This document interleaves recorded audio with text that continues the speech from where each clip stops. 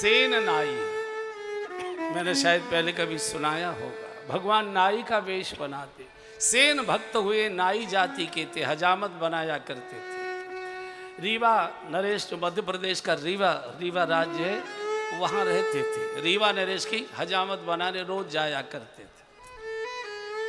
सवेरे का समय तो एक दिन पहले रीवा नरेश ने कहा कि सेन थोड़ा कल जल्दी आना, कल कुछ और राज्यों के राजा लोग आ रहे हैं, कुछ बैठकर चर्चा होनी है, तो हमको जल्दी तैयार होना है, तो थोड़ा समय से पहले आकर हमको तैयार करा देना, स्नान आदि से निवृत्त करा के हमारी हजामत थोड़ी जल्दी बना दो। लेकिन भगवान तो बड़े परीक्षा लेते, तो पूरी परीक्षा लेते। चलने की तैयारी कर रहे थे, तभी इतने में टोल एक वृंदावन बिहारी जी का दर्शन करने के लिए, गिरिराज परिक्रमा करने के लिए संतों का टोल जा रहा था, चित्रकूट की ओर जा रहा था, कामदगिरी की परिक्रमा करने के लिए, मंदाकिनी स्नान के लिए। तो देखा सेन ने, अरे आइए महाराज आइए, बड़ी कृपा होगी, बड़ी कृपा होगी, जादन संत पाहुने आवत, जिस दिन कोई संत मेहमान बनकर आ जाए सब जो भाग्य खुल गए, आइए बड़ी कृपा हुई। संतों ने कहा भैया ठंड ठंड में निकल जाने दो। बोले नहीं महाराज, यही स्नान भजन सवेरे यहाँ करो, बाल भोग करके तब आप जाइए। अब उस समय कोई टोटी टंकी तो थी नहीं, तो कुएं से ही जल खींच खींच के उनको स्नान, और मध्य प्रदेश का पठारी इलाका है, कुएं बहुत गहरे होते हैं, और जब मुफ्त का पानी डालने वाला मिल रहा है तो साधु और मलमल के नहाने लगे। सभी को स्नान कराया।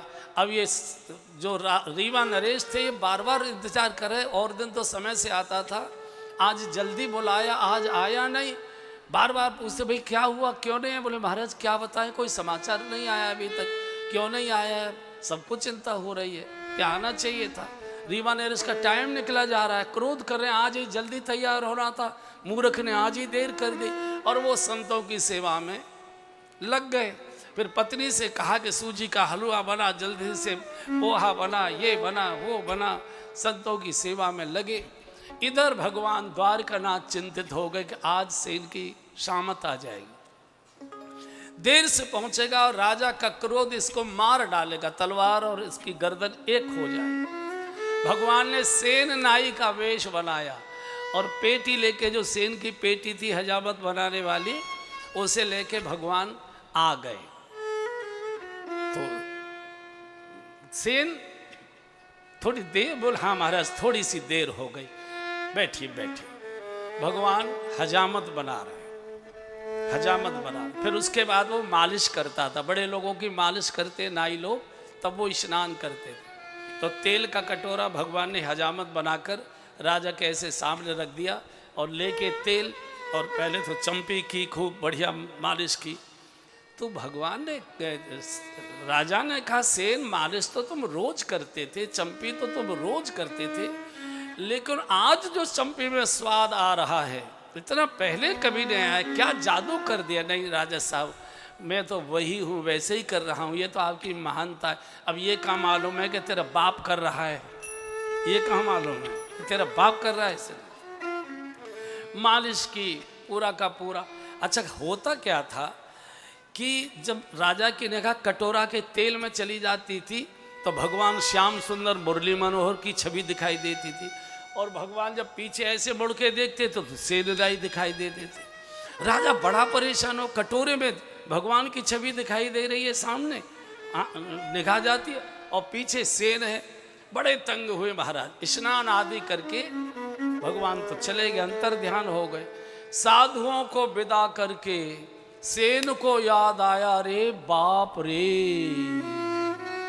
ये क्या हो गया, आज तो जल्दी जाना था और देर हो गई, आज तो मृत्यु ही दंड है। डरते डरते भागा भागा, पेटी लेकर दौड़े आ रहा। तो जो गेट कीपर थे, जो महल के मुख्य द्वार पर जो संतरी खड़े होते, उनका सेन सेन क्या हुआ, क्या हुआ, ऐसे हड़बड़ाई क्यों जा रहे हो, कुछ भूल गए क्या? अरे बोले भैया आज देर हो गई, अपराध हो। अरे अभी तो तुम गए थे यहाँ से निकल कर सेवा करके। अरे यार मजाक मत करो, मजाक मत करो, हंसी मत। अंदर गए तो महाराज तैयार बैठे थे।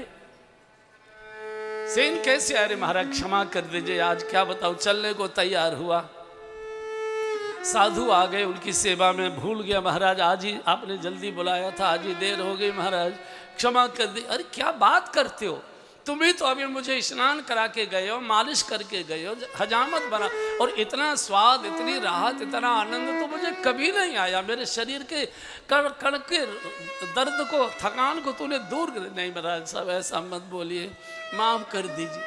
अरे भाई कैसी बात करते हो तुम, अभी तो तुम गए हो करके, ये क्या बोलते हो। नहीं महाराज मैं नहीं था। भगवान ने दूर से इशारा कर दिया, अपनी एक झांकी दे दी, सेन चिंता मत करो, चिंता मत करो, मैं आया था।